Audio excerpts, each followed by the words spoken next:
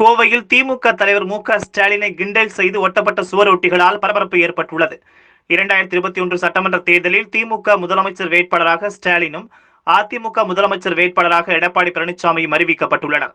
இதையடுத்து இரண்டு கட்சிகளும் தேர்தல் பரப்புரைகளை சமூக வலைதளங்கள் மூலமாக மேற்கொண்டு வருகின்றனர். இந்த நிலையில் கோவை காந்திபுரம், ராமநாதபுரம் உள்ளிட்ட மாநகர பகுதிகளில் திமுக தலைவர் மு.க.ஸ்டாலினை கிண்டலடிக்கும் வகையில் சுவரொட்டிகள் ஒட்டப்பட்டுள்ளன.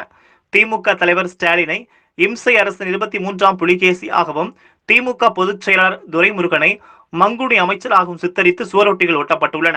அதில் தமிழக முதலமைச்சர் எடப்பாடி பழனிசாமி படத்துடன் தன்னம்பிக்கை மிக்க தலைமையே துண்டுச்சீட்டு தலைமையா என்ற வாசகங்கள் இடம்பெற்றுள்ளன.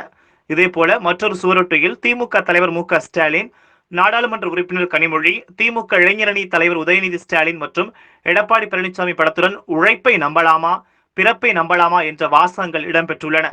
திமுக தலைவர் மு.க.ஸ்டாலினை கிண்டலடிக்கும் வகையிலும், தமிழக முதலமைச்சர் எடப்பாடி பழனிசாமிக்கு ஆதரவாகவும் இந்த சுவரொட்டிகள் ஒட்டப்பட்டுள்ளன.